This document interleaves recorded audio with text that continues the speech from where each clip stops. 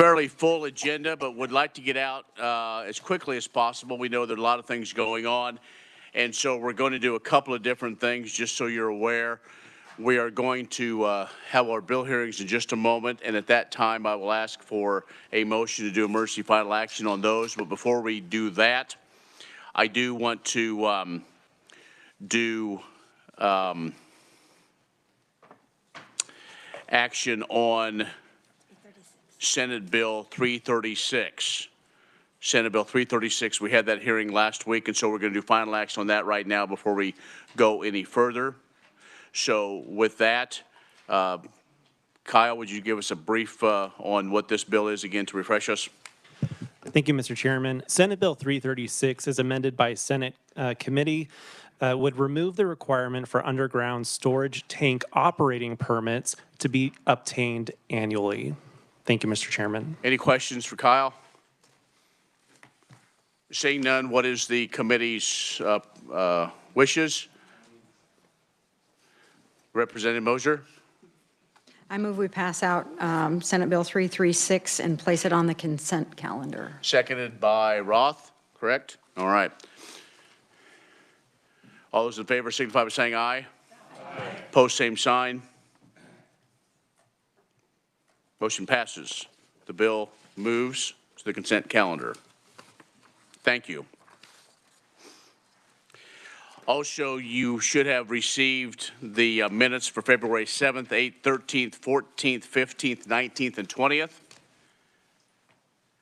Any questions of those minutes to that meeting? Those meetings. Sorry, I went to a small school. I missed that day, I think. I just had Scholar Bowl kids from a small school. Well, mine was even smaller than that, so Okay. I was my own teacher. Oh, yes. Representative Carmen. I did look over the minutes. I move approval of those meeting minutes. Do I hear a second? Seconded by Murphy. Discussion? All those in favor signify by saying aye. Aye. Opposed, same sign. Motion carries. Minutes are approved. Let us open the hearing on House Bill 2800 dealing with conservation. So with this, Kyle Hamilton.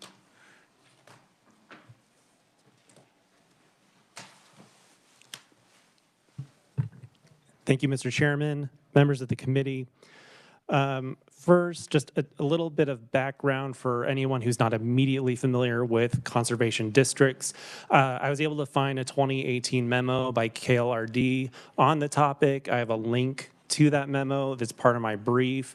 And just a quick excerpt from that. Severe soil erosion problems during the Dust Bowl period of the 1930s prompted the passage of the Conservation District Law in 1937. The first conservation district was created in Labette County in 1938, and the last was in Shawnee County in 1954 for a total of 105 conservation districts across the state, one in each county. In recognition that the farm and grazing lands of the state are among its basic assets and must be protected and promoted. The purpose of the Conservation District Law was and is to address improper land use practices that cause and contribute to the serious erosion of farm and grazing lands within the state. So under current law, conservation districts are funded in the following ways. First, through county funding. The Board of County Commissioners, upon request of the Board of Supervisors of the Conservation District, may pay to the district monies from the county general fund for the supervisor to carry out their duties. And that process is in a separate statute that's not in this bill. But in addition to the monies from the county general fund, the Board of County Commissioners may levy an annual tax against the taxable tangible property within the district, not to exceed 2 mills or $55,000, whichever is less. And then the second way that the conservation districts are funded is through state funding. And that's what this bill's more focused on. So currently, on or before September 1 of each year, each conservation district submits to the Division of Conservation that's established within the Kansas Department of Agriculture a certification of the amount of money that the district is going to receive from the county for the next year. The division then includes a line item in its regular budget request for an amount equal to the sum of the allocations of each county to each district. So again, this is the division within the Department of Agriculture. In its normal budget, it has a line item for each of these conservation districts not to exceed $25,000 per district. And then after July 1st of the following year, the division disperses that appropriated money to each district on a one-to-one matching basis with the county funding, or if appropriations are insufficient, the amount is prorated. So House Bill 2800 would amend the state funding requirements. First, the deadline for districts to submit certification of county funding would be changed from September 1 to November 1 of each calendar year. The $25,000 per district appropriation limit would be increased to $50,000 subject to appropriations. And then such state appropriations would now be dispersed to each district on a 2-to-1 matching basis, still not to exceed $50,000. House Bill 2800 would become effective upon publication in the statute book. And with that, I'd be happy to stand for any preliminary questions. Questions for Mr. Hamilton on the bill? Representative Minix. Thank you, Kyle. The November change is due to the legislature's revenue neutral rate restrictions on counties and allows them time to have all their hearings and stuff before the public. Is that correct? I have no insight into that particular point. I think it is correct. It used to be September because all those budgets were done in August and complete, and things move forward. As we've done some statutes down here to it has changed that process so much, it's almost November before people actually know what their mill levy rates are in counties. So, thank you, Mr. Chair. Other questions? Seeing none, thank you. Do we have a fiscal note on this? Ms. O'Hara? Thank you, Mr. Chairman. There is a fiscal note. It simply says that a fiscal effect cannot be estimated by the Kansas Association of Counties and the Department of Agriculture. I will note that there were expenditures of $2.5 million from the State Water Plan Fund that occurred at the beginning of fiscal year 2024, which is in July last year. And the governor has recommended $2.5 million from the State Water Plan Fund and $1 million from the 2023 House Bill 2302 Projects Fund in the Kansas Water Office for fiscal year 2025. Okay, thank you. Any questions? Seeing none, we will now go to oral proponents, and first up will be Representative Doug Blex.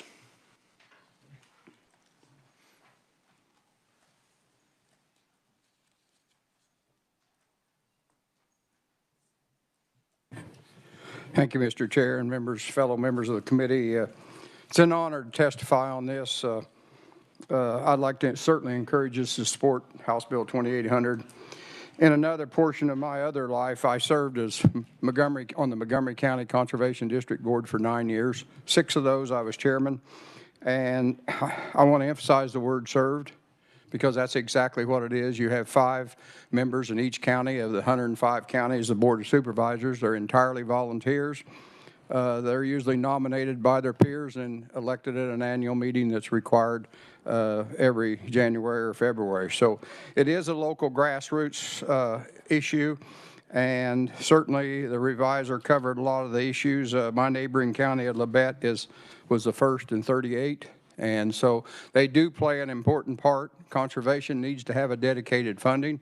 That was somewhat of an attempt in the earlier bill, and that kind of went south on us. But basically, this funding would come from an increase in that 2-to-1 match and be prorated, and that's very important.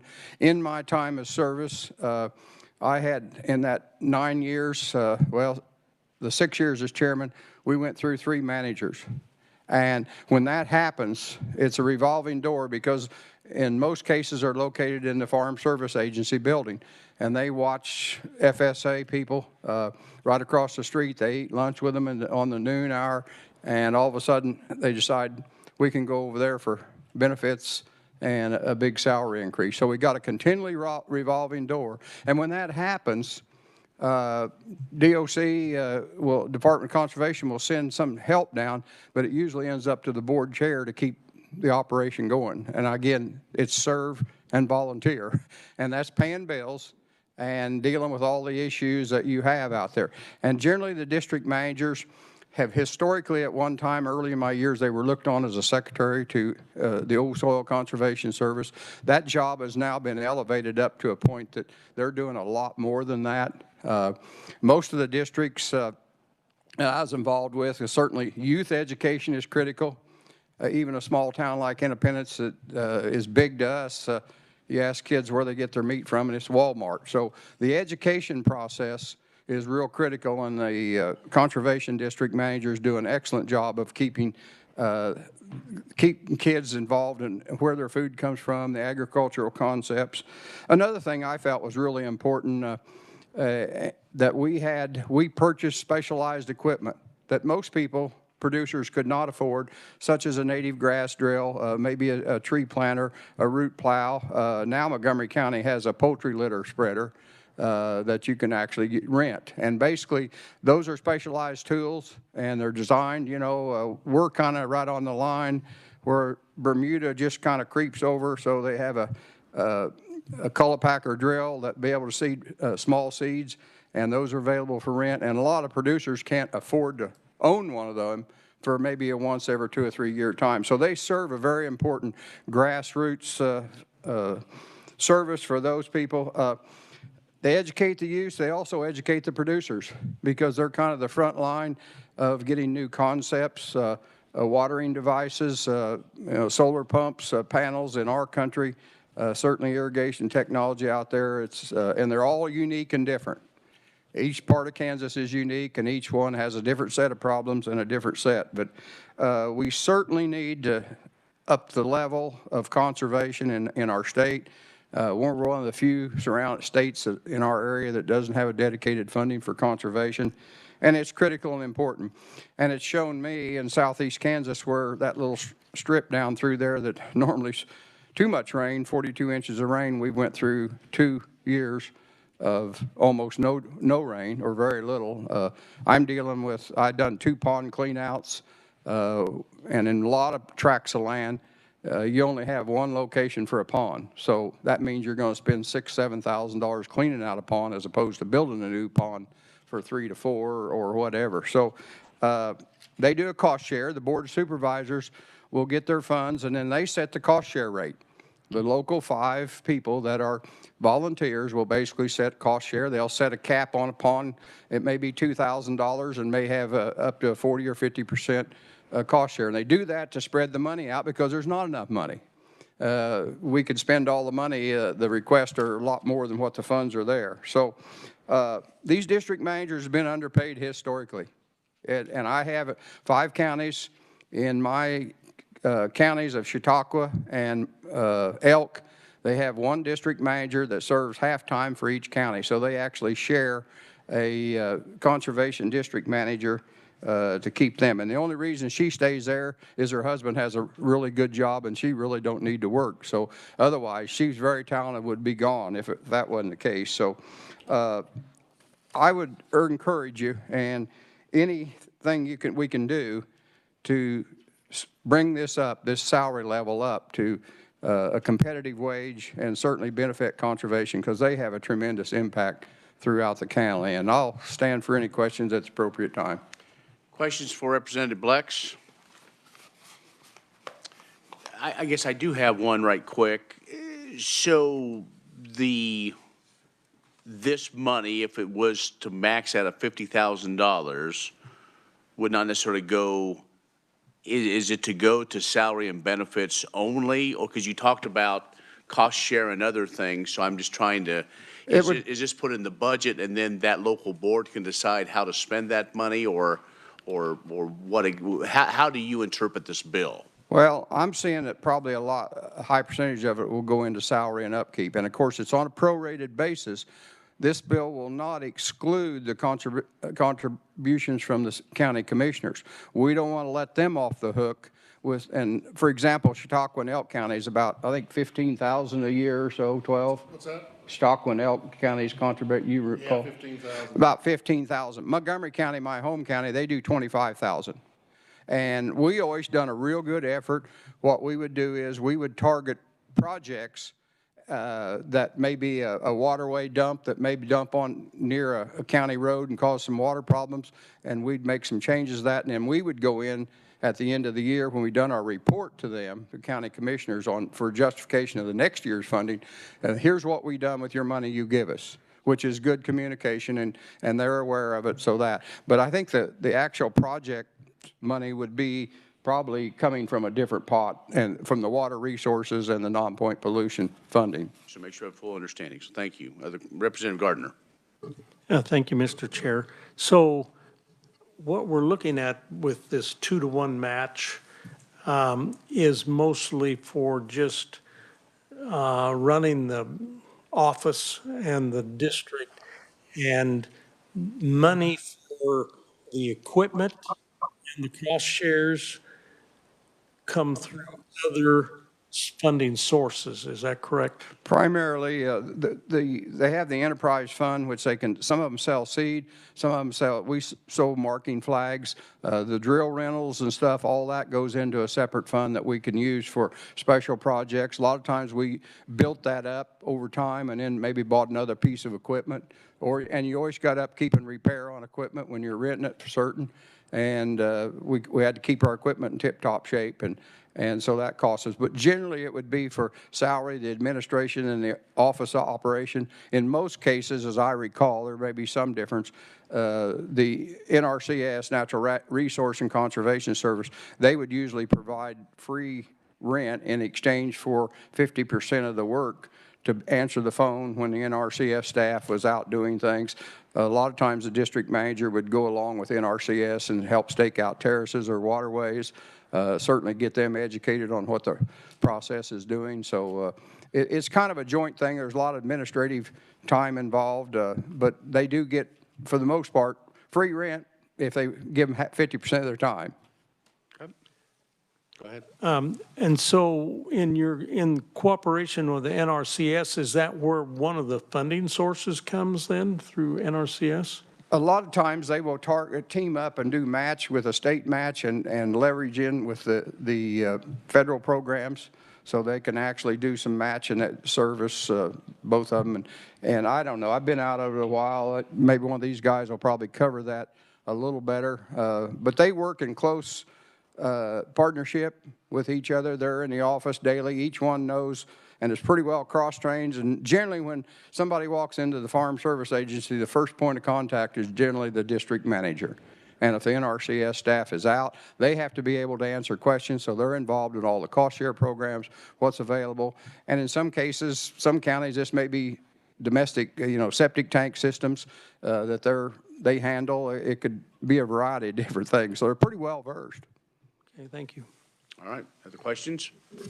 Seeing none, thank you. Thank you. Up next, Kelsey Olson, Deputy Secretary for Kansas Department of Agriculture. Welcome back. Good afternoon, Chairman, members of the committee. Kelsey Olson, the Kansas Department of Agriculture. I'm here in support of House Bill 2800. As it's been mentioned, the Kansas Department of Agriculture and our Division of Conservation is an integral component of administering funds to our county conservation districts. Across the state, there's 5 different regions that the districts are composed within, and each are represented by a commissioner of the State Conservation Commission. These districts ultimately execute programs that work to improve our water quality, water conservation, soil erosion, flood control, and help to provide local water assistance. They also are a means of a delivery service for local financial and technical assistance to support those efforts and overall conservation efforts at the local level.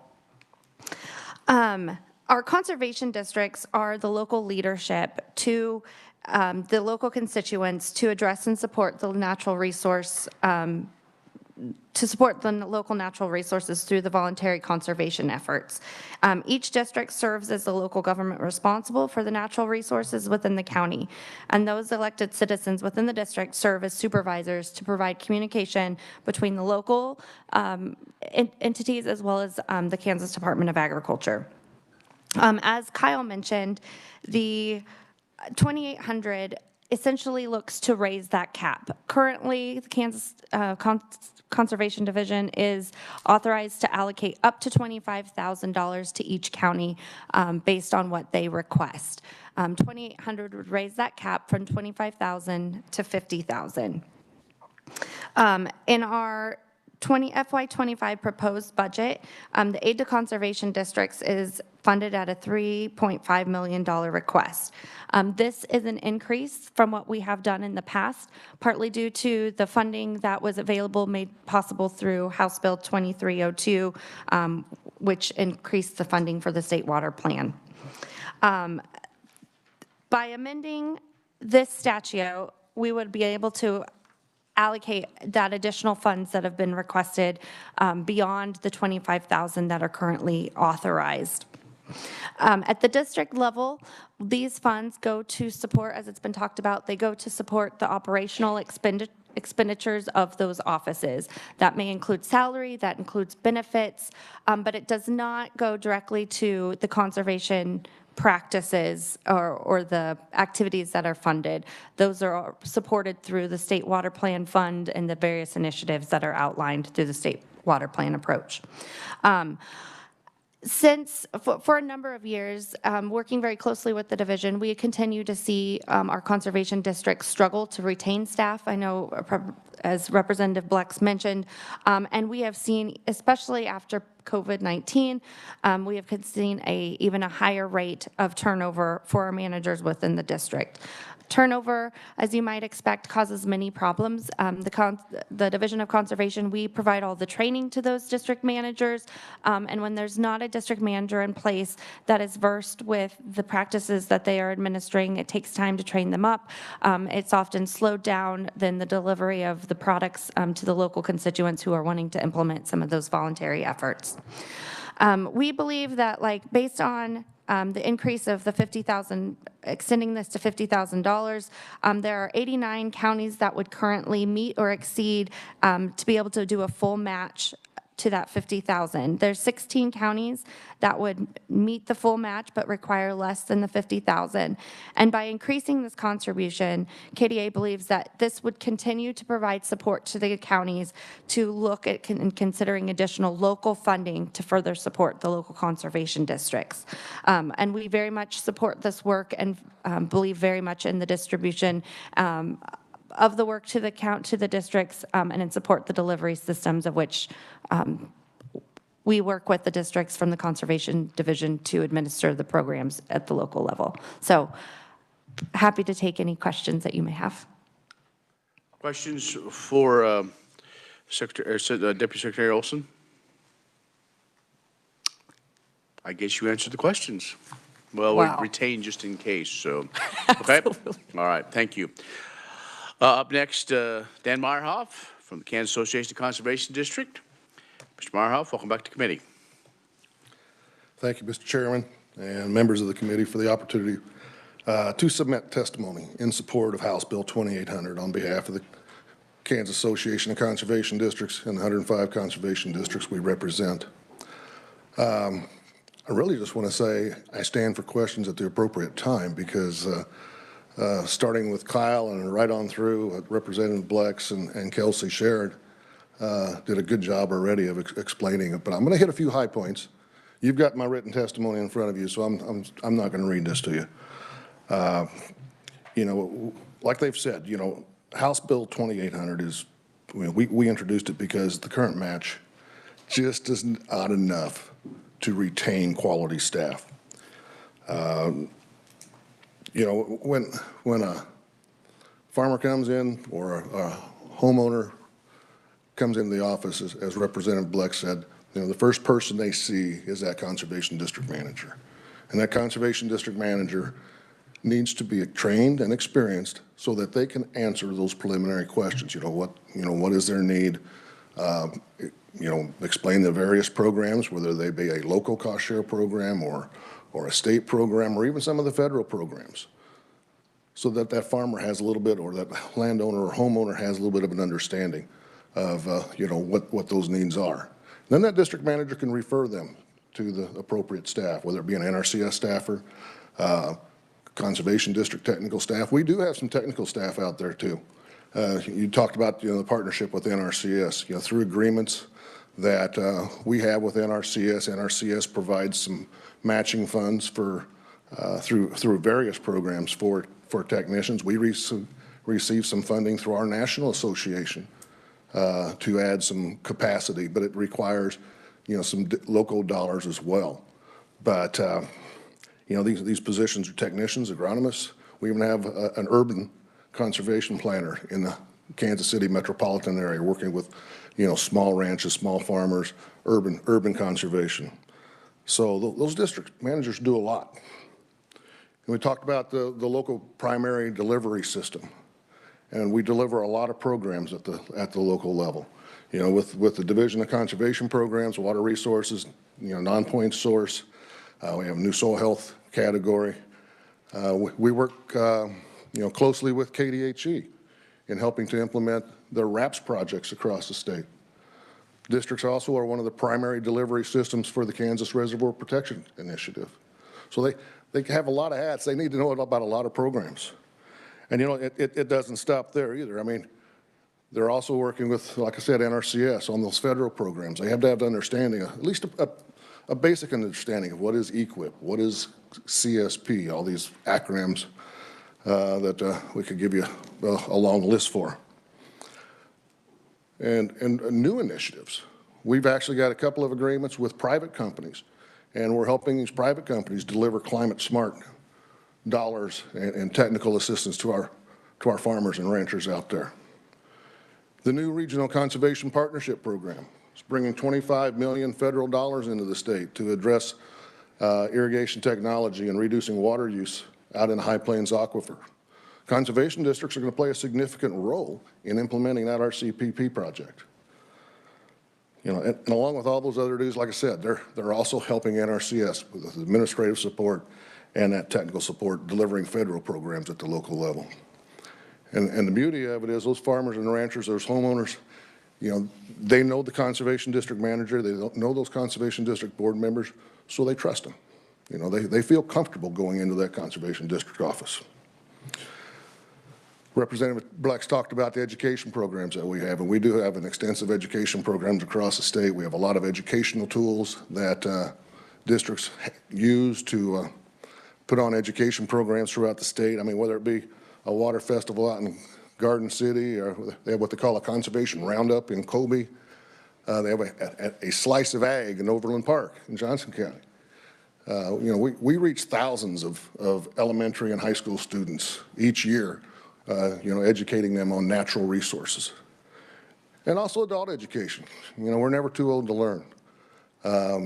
We had a farmer in here last week, a Conservation District board member visiting with the Rural Caucus, talked about some of their education programs and their tours that they were doing in Pawnee County, and how those farmers, after the first tour, they went another one the next year because they were learning. And they've now had 3 tours and doing one next year again.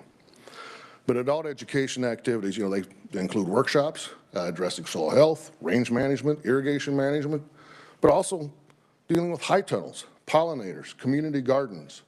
We cover a wide perspective, and a broad audience with our education programs.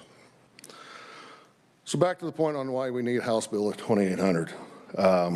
We do have high turnover, and keeping trained, experienced district managers is critical with all these programs that we try to deliver at the local level.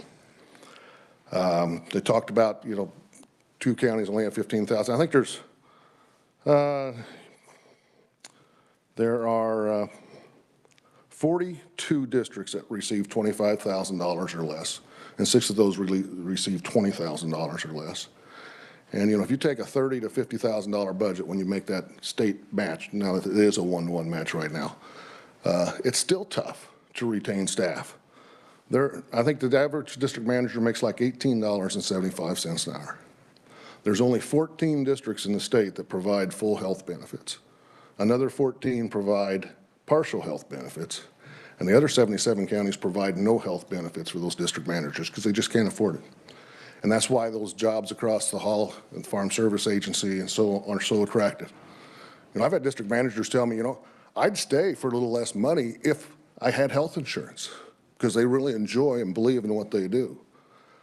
So, you know, for those reasons, along with a lot of others, you know, passing this bill, being able to access that $1 million increase that Kelsey was talking about, because we won't be able to access that without the passage of this bill, is so critical. And with that, I will stand for questions. Questions, Mr. Meyerhoff? Representative Schlangensieben? I just have a general question. Sure. And it has to do with the funding. So this is like going to be an annual appropriation? Am I reading that correctly in this fiscal note? I mean, how is this, it's a cap. So where's this money coming from, and how are they going to plan, you know, if they're going to use this money for staff, if it's not clear what the amount's going to be from year to year? So is that somehow clear? And just not in my head, that's fine, that's probably. I mean, this is an annual appropriation that, you know, to match the state. Now, up until I think last year, Steve, we weren't even getting the full one-to-one match. 6 or 7 years ago, we were getting 83 cents on the dollar. And, you know, thanks to the, you know, the support from the legislature over the last 6 years, we've got that up to that one-to-one match. But it's still not enough to retain our staff. Okay, thank you, Mr. Chair. Thank you for your answer, sir. Yes, that's part of it, I think, in light of everything else. Okay, and not to, I kind of told with staff or our conference or members of the committee, I wouldn't drag us out past 6:30 tonight. So, but have you done a survey? Oh, and kind of a grid of what this might mean for an average manager? I mean, a $10,000 increase, so on. I mean, is just kind of all in the hope, and then we don't really know because we don't know what counties are going to be able are going to provide? Is that, you know, a lot of those increases are going to be dependent on the county funding, because that's the base funding. I guess but you know, each individual board, I mean, each conservation district is a standalone agency. You know, a subdivision of state government, but they stand alone. They set the wages. They set the benefits. Our hope is that we will see an increase in wages. Sure. Yes. I guess maybe I should rephrase the question. You as the association, are you giving guidance to the local boards, those county boards, of maybe where they should head based on the full amount, half the amount, so on, so they have some sort of direction, and then so they can make that case to their county commissions? Oh, absolutely. Yes, we certainly will be providing guidance and support as they go and they meet with their county commissioners. Representative Minix. Thank you, Dan. I'll just kind of make an observation here. All this is dependent on the local county commissioners appropriating something for it. And you can tell the vast majority of the counties have been close to that 25,000 or a little bit more in some of the more urban counties. To me, the Soil Conservation Office housed within NRCS is like a one-stop shop for producers and even our people in town. There's cost share on trees, whether they're bare root or containerized or things. There was cost share on moisture barrier. Depends on what part of the state you're in. That it's customized for each 105 states based upon the 5 members of that particular county committee. As a commissioner for many, many years, I approved the full amount, and we actually gave them a little bit more because we had some programs, the local environmental planning group that took care of, there was a little state money came to the county each year for inspection and approval of septic systems in rural areas. We wanted the Soil Conservation District to take care of that. They took care of it. We provided the money for a cost share to make sure everything was done correctly and done well. But as far as a one-stop shop, those people in that office have to know all the federal programs. They deal with Mr. Frost's conservation money coming through. They deal with the local county money that goes to different things. And it's very difficult. If you're getting $17,000 a year and the state matches that $34,000, you can't hire a secretary in these days. In 2008, when this was last done, that might have been closer, but it's not even close today. But thank you very much, Dan. Okay. Other questions? Thank you. Thanks, Dan. Okay. Kelsey, would you come up here? And I just want to make sure we have a full understanding, and I don't know if I'm answering or asking the right question on that. So, and kind of what the Representative Schlingensieben said, this funding and where it is coming from, and then again, so we have a full understanding of how, it may be just a little slow in the uptake of how this is going to be distributed based on how I'm trying to read this bill as well. So there's not an appropriation with this ask. The funding is already in FY25. That amount is there. It's in the budget process. And that was based on, there was an increase for state water plan funding. And so working through the state water plan funding allocations, there was an additional allotment to the conservation districts, to aid to conservation districts.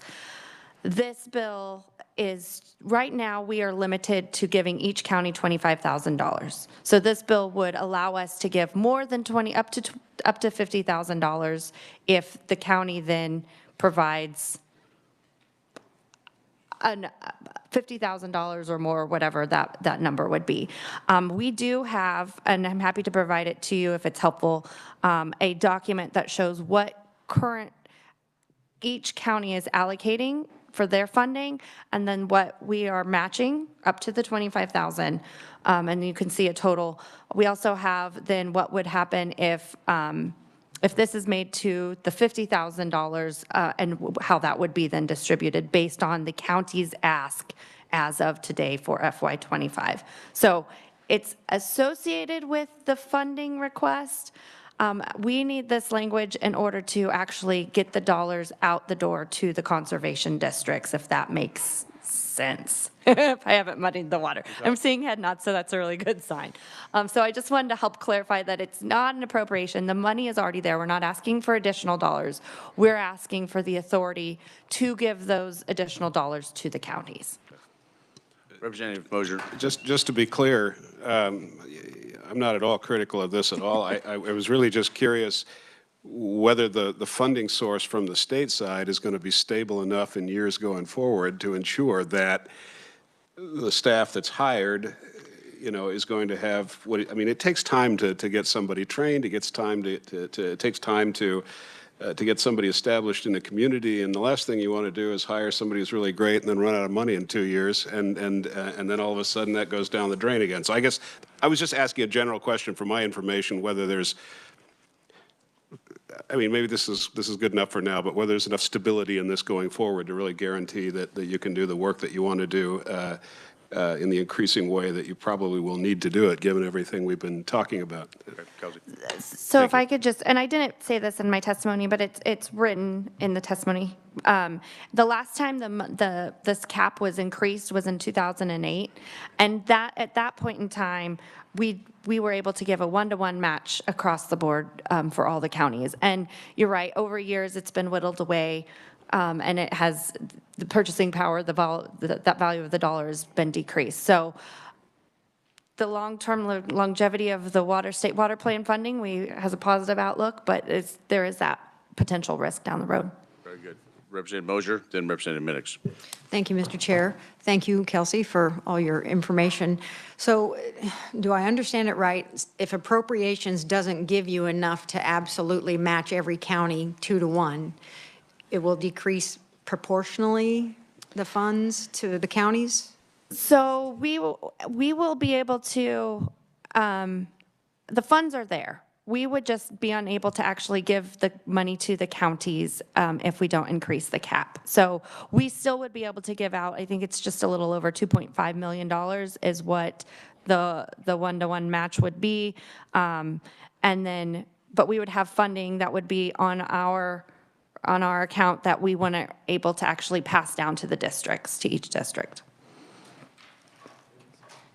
A question? Oh. Go ahead. I might need to have some further clarification from, But if appropriations ever decides that they don't want to give the whole amount that this 2-to-1 match would be, it would just decrease proportionally across the yes. counties? Yeah. Yes, that's Okay. correct, based Thank on you. what the counties each are providing. Thank you. Bring Sean Miller in. Sean, anything else in clarification? Sorry, Mr. Chairman, thank you very much. I was head nodding vigorously there. Sean Miller with the Kansas Coast Association of Conservation Districts. As Kelsey explained right there at the end, if we don't have enough money in the budget to match every county 2-for-1, we're not going to pick and choose 2-for-1 for this county, 1-for-1 for this county. If it's enough for 1.35 per county, then that's what they get, is 1.35 per county. In no case can that county get more than $50,000 in state funding. That's where that cap is. So, but we would move it proportionally across all of the counties at that level. Yes, thank you. Very good. Representative Minix? Thank you, Mr. Chairman. In full disclosure, the 2302 money that was appropriated for the Kansas Water Plan has a 5-year sunset on it. We are very confident that at the end of that 5 years, whoever remains here, all you smart people, will renew something of this nature. So the money's already out there with the state. It's been appropriated for. The only thing this bill allows is to give them the authority to go spend it in the best manner possible. But I do need to tell you, there is a 5-year sunset on it. Thank you. Okay. I guess we have no more conferees there, so I guess no more questions. I would say, Representative Schlingensieben, if you want to guarantee that funding, you just vote the same way I vote on everything for the next several years. We'll Plenty of money. we'll sure work together on that funding thing, okay? Is anyone else wishing to testify orally? Seeing none, we do have written only proponents, Justin Cobb from Nature Conservancy, Taylor Williams from Kansas Corn, Jay Hall from Kansas Association of Counties, and Claudia Hissong from the Kansas Farm Bureau. Anyone wishing to testify neutral? Seeing none, anyone wish to testify as an opponent? Seeing none, we'll close the hearing on House Bill 2800. Now we'll open the hearing on House Bill 2816. Call Mr. Hamilton once again to explain the bill.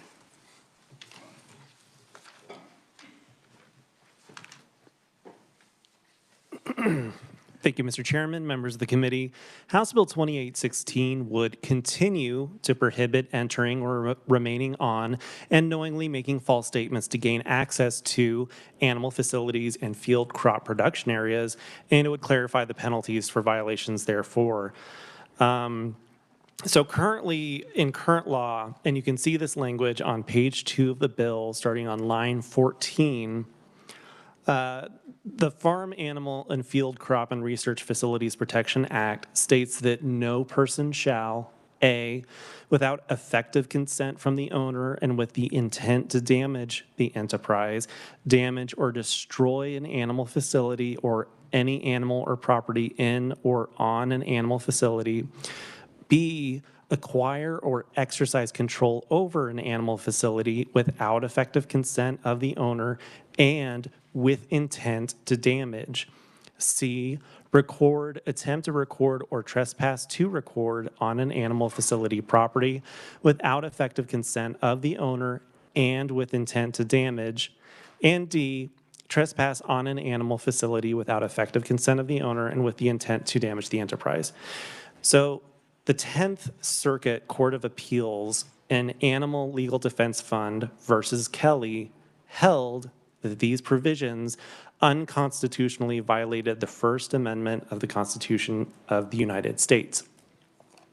And to sort of summarize their holding, the court stated, yes, the state of Kansas can jail individuals if they are using deception to trespass onto property, but what the state of Kansas can't do is only jail people who use deception to trespass on property for a specific intent. So that's why in this bill, The prohibitions, generally speaking, are staying intact, but the intent requirement that was in the underlying law is being removed. And so in my bill brief, I include a summary of what the court stated in its holding. I'm going to read through that really fast to sort of let the court speak for itself. It says, subsections B, C, and D of the operative section involve speech rather than merely conduct because they regulate what may be permissibly said to gain access to or control over an animal facility. The damage to the enterprise intended from ALDF's investigations does not flow directly from deceiving the animal facility owner into allowing entry. Damage occurs only if investigators uncover evidence of wrongdoing and share that information, resulting in other actors choosing to take further actions. This is too attenuated from the false speech to be the sort of harm that court precedent is concerned with. It is not like defamation, where the false speech directly causes reputational harm, fraud, where the false speech causes someone to hand over a thing of value, or perjury, lies to the government, or impersonating a government official, where the speech itself harms our institutions. Rather, there are numerous further causal links between the false speech and the animal facility suffering damage. Although the information from which the harm flows would not be obtainable without the false statement used to gain entry to the facility, the false statement itself does not directly cause the harm. And here's similar to what I said before, even if Kansas may ban recordings on private property or trespass through deception, it may not limit the scope of the prohibition due to favor or disfavor of the message. The incorporation of deception in the phrase effective consent results in speech being implicated, not conduct alone. Kansas confuses two related but distinct concepts, a landowner's ability to exclude from her property someone who wishes to speak, and the government's ability to jail the person for that speech. So House Bill 2816 would amend the Farm Animal and Field Crop and Research Facilities Protection Act to remove the unconstitutional intent requirements so that the Act's prohibitions apply to all persons regardless of intent. Additionally, persons would be prohibited from knowingly making false statements on an employment application to gain access to an animal facility. The bill would also clarify the penalties for any violations of the Act. House Bill 2816 would become effective upon publication in the statute book. And with that, I'd be happy to stand for any preliminary questions. Representative Mosier. Thank you, Mr. Chair. Kyle, would you email that, your reviser's notes, please? Absolutely. Are they on the? It is, okay.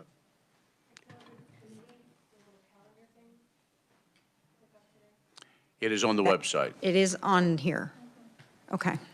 Yes, because I did email to the committee assistant earlier in the day. Okay. Other questions?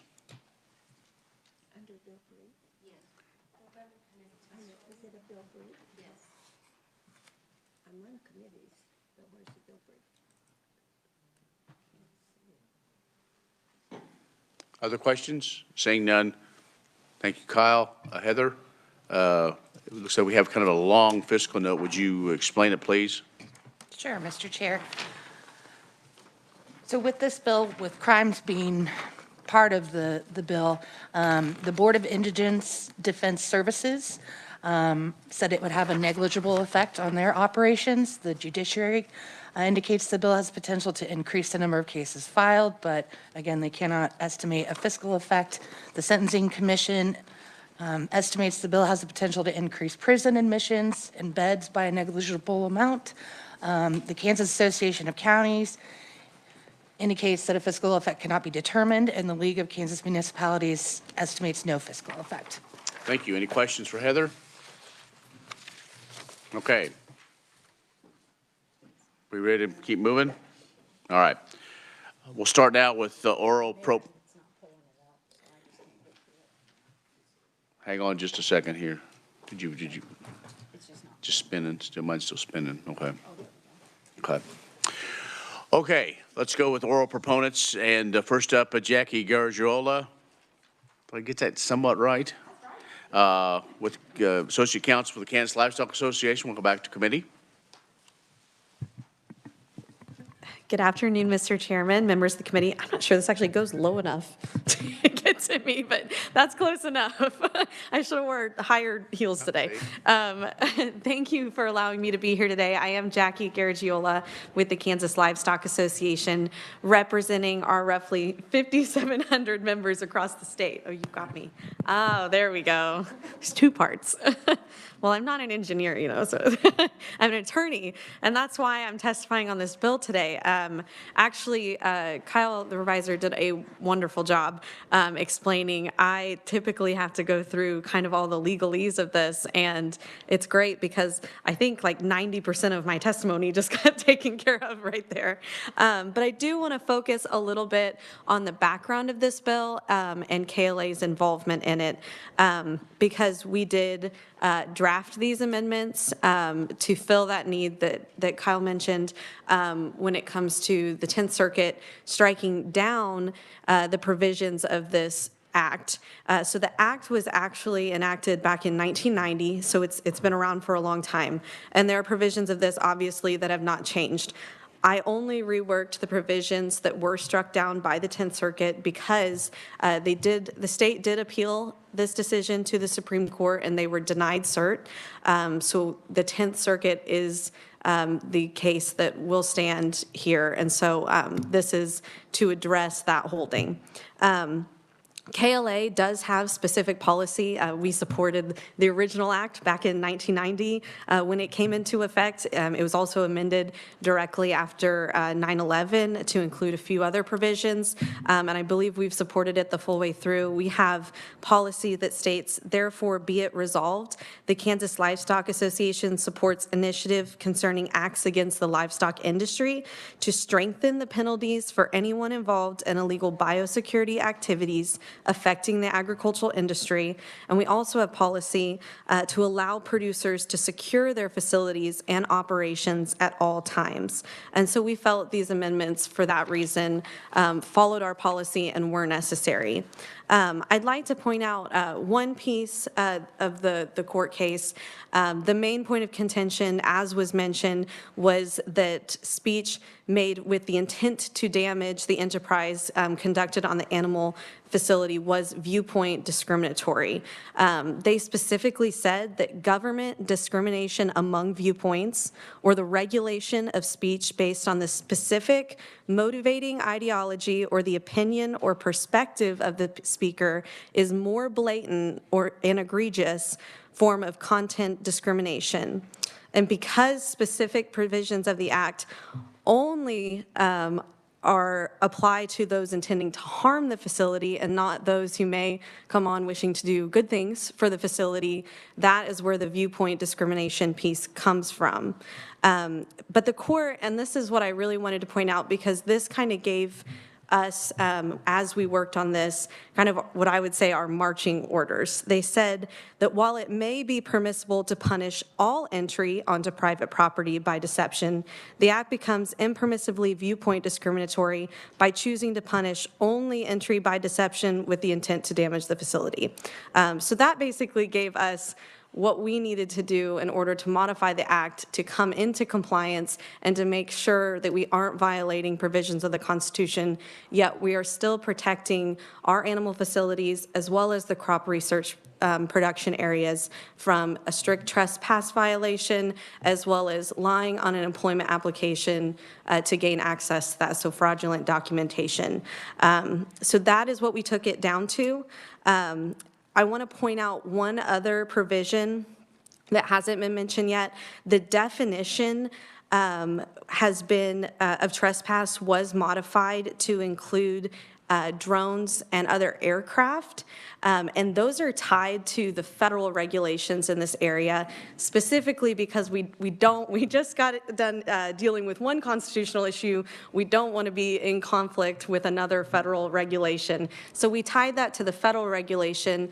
And the reason for doing that is more recently, what we've heard from our members concerning this issue hasn't necessarily even been the physical trespass of individuals, but it's been the trespass over the airspace from low-flying drones and other aircraft that have disturbed the cattle and have really caused what's been a safety concern at a number of our feedlots because there are individuals out there working with that livestock, and when those come over the top, it does spook the cattle, and we do have safety concerns at that point, and so, as well as other security concerns as well. So I will leave it at that, but I am happy to stand for questions and be interested to hear your thoughts. Thank you. Questions?